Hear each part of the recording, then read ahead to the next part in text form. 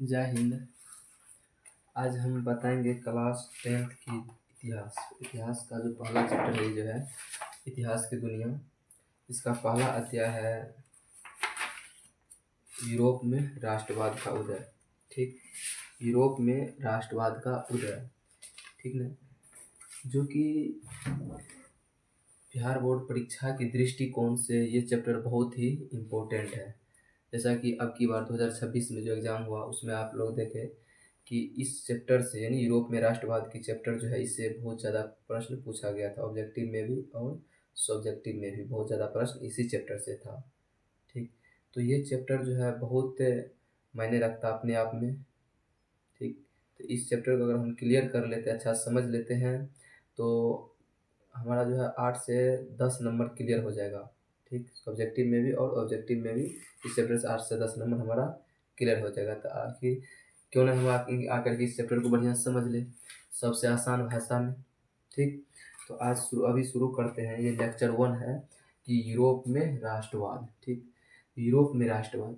ठीक, तो राष्ट्रवाद क्या है, राष्ट्रवाद का अर्थ क्या होता है, इसका जो है प्रारंभ कहाँ से हुआ, राष्ट्रवाद किसे कहते हैं, इसको हम जानेंगे। इस चैप्टर में हम इन सब चीज़ को जानेंगे। उसके बाद 1830 की क्रांति को जानेंगे, जुलाई 1848 की क्रांति को जानेंगे। ठीक ना, इन सब चीज़ों को जानेंगे। नेपोलियन के बारे में जानेंगे, नेपोलियन बोनापार्ट के बारे में जानेंगे। ठीक है, इन सब तमाम चीज़ों पर हम चर्चा करेंगे। तो पहले आइए हम देखते हैं पहले राष्ट्रवाद क्या है। देखिए, राष्ट्रवाद एक ऐसा भावना है, नहीं भावना कहाँ होता है, मन में उत्पन्न होता है भाव, हृदय में भाव। राष्ट्रवाद एक ऐसी भावना है जो किसी विशेष भौगोलिक, सामाजिक एवं सांस्कृतिक क्षेत्र में रहने वाले लोगों में एकता का भाव उत्पन्न करता है।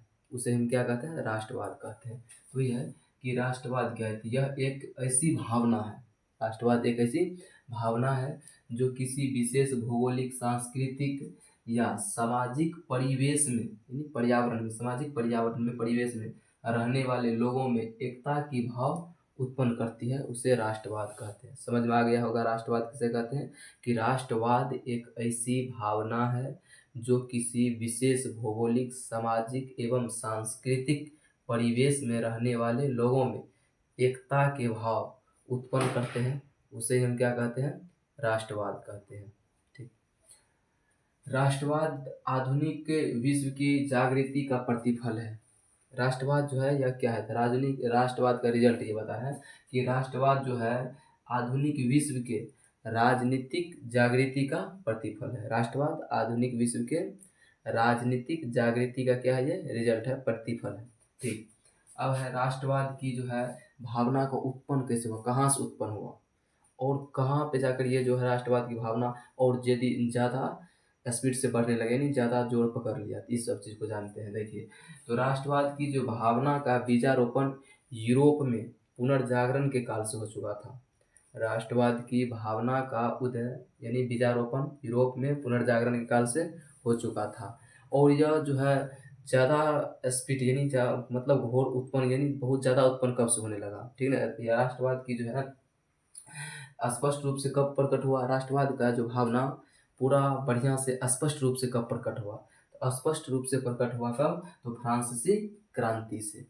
फ्रांसीसी क्रांति जो 1789 ईस्वी में हुआ था, आप लोग कक्षा 9th में पढ़े होंगे। ठीक है ना, इस कक्षा 9th में राष्ट्रवाद ये जो है फ्रांसीसी क्रांति हम लोग पढ़े अच्छा से। उसके बाद जिसमें फ्रांसीसी क्रांति, अमेरिकी क्रांति कक्षा 9th में ही पढ़ चुके हैं। ठीक है, तो ये जो है राष्ट्रवाद की भावना का बीजारोपण यूरोप के काल से हुआ, और 1789 की फ्रांसीसी क्रांति से यह स्पष्ट है ना।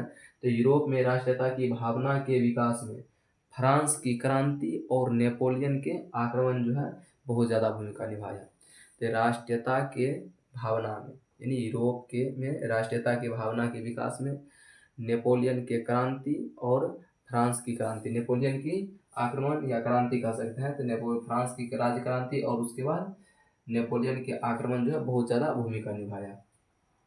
यूरोप के कई राज्य में नेपोलियन के अभियान के द्वारा जो है नव युग का संदेश पहुंचा। ठीक है, जो है एक हीरो की तरह एंट्री किया था, जिसमें उन्होंने यूरोप के कई राज्य में नेपोलियन जो है बहुत सारा अभियान किया, यानी अच्छा अच्छा काम करना शुरू किया।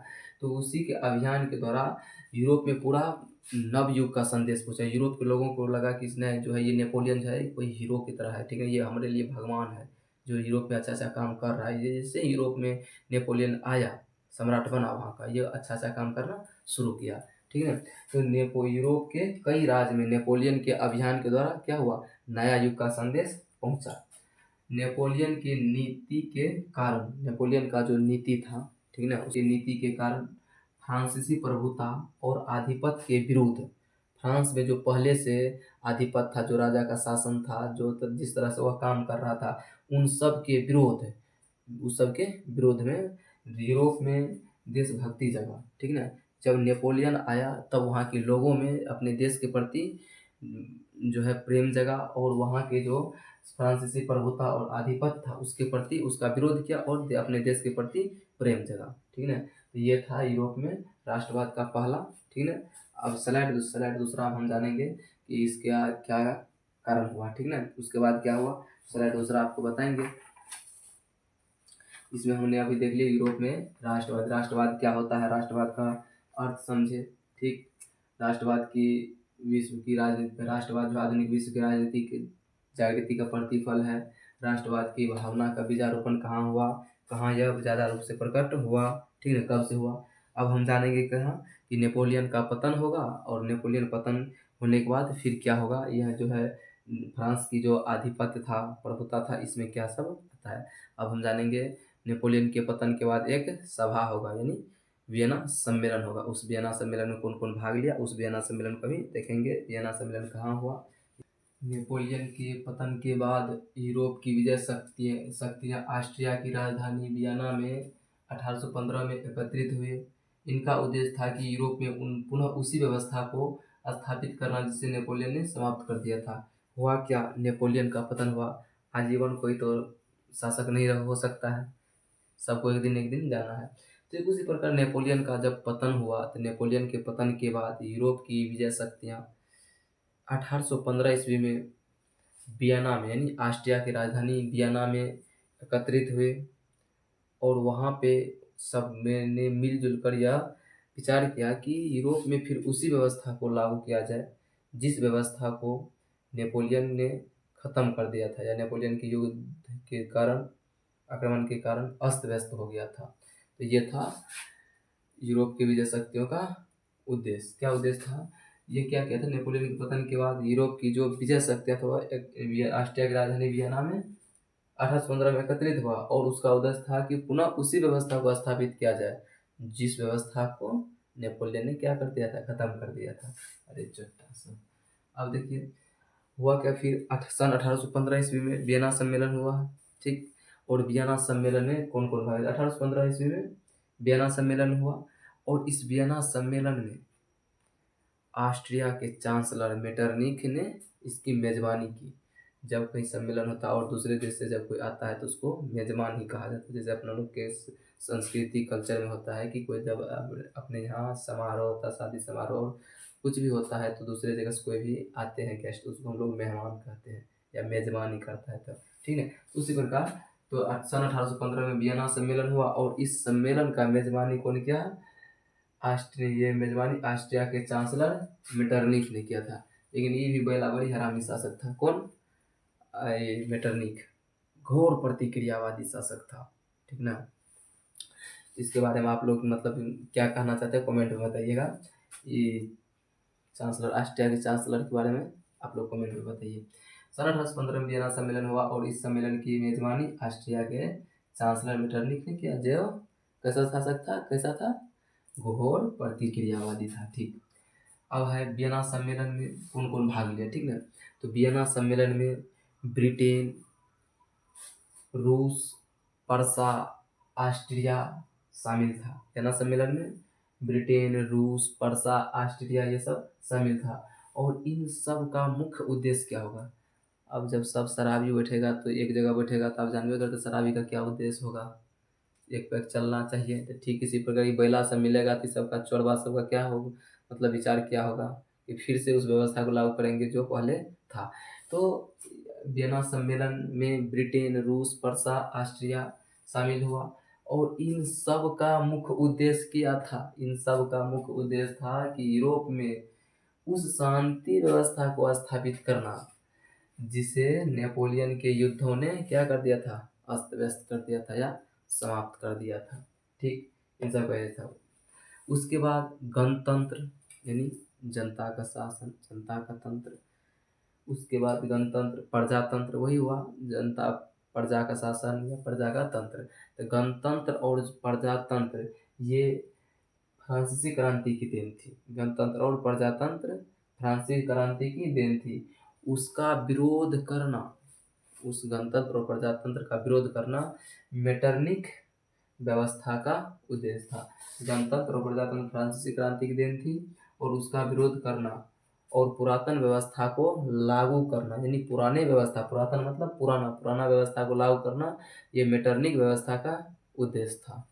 ठीक, अब है कि वियना सम्मेलन के माध्यम से ये क्या हुआ? तो वियना सम्मेलन के माध्यम से नेपोलियन युग का अंत हो गया और मेटरनिक युग का शुरुआत हो गया। तो वियना सम्मेलन के माध्यम से नेपोलियन युग का अंत हुआ और मेटरनिक युग का शुरुआत हुआ। ठीक, मेटरनिक जो है, मेटरनिक इटली पर आक्रमण करने के लिए इटली को क्या किया? कई राज्यों में पहले तोड़ दिया, यानी उसको इतना खंडित किया, इतना खंडित किया कि अब उस पर आक्रमण करना बहुत ही आसान हो जाए, उसको अपने अधिकार में लाना बहुत आसान हो जाए। यह जो है मेटरनिक, कौन? मेटरनिक, ये पहला शासक है मेटरनिक। मेटरनिक ने इटली पर अपना प्रभाव स्थापित करने के लिए इटली को कई छोटे छोटे राज्यों में बांट दिया, जैसे सिसिली, नेपल्स, रोम, पोप, ठीक ना, सार्डिनिया, पिडमॉन्ट, जेने, पड़वा, मोडेना, टस्कनी, इन सब राज्य में इसको क्या कर दिया? तोड़ दिया। तो इससे ये पता चलता है कि अगर हमको किसी को, यानी हमें अगर किसी को अपने वश में करना है, अपने अधीन करना है या उस पर अपना प्रभाव जमाना है, तो पहले उसको इतना तोड़े कि वह कमज़ोर हो जाए। कमज़ोर जैसे ही होगा उसके बाद आप उसको क्या करेंगे? अंतिम हथौड़ा मारेंगे, वह मेरे कब्जे में आ जाएगा। तो ये तो मेटरनिक से सीखने की है, लेकिन ऐसा सीख से कोई मतलब लेना देना नहीं है। हाँ, फिर राजनीति व्यवस्था में इसी का बोलबाला है कि मेटरनिक ने इटली पर अपना अधिकार करने के लिए इटली को क्या कर दिया? टुकड़ा टुकड़ा में बांट दिया। Sicily, Naples, pope, Parma, Modena, Tuscany, Sardinia, Piedmont, इन सब में इसको क्या किया? तोड़ दिया। ठीक, तो इससे हमें मेटरनिक के इस स्लाइड से हमें मेटरनिक के बारे में पता चला और नेपोलियन के बारे में पता चला अच्छा से, और वियना सम्मेलन के बारे में हमने अच्छा से जान लिए। तो अब जो है हम अभी तक क्या जाने? यूरोप में राष्ट्रवाद, राष्ट्रवाद क्या होता है, राष्ट्रवाद। तो अब जो है नेक्स्ट वीडियो में हम जानेंगे इससे आगे। ठीक, धन्यवाद।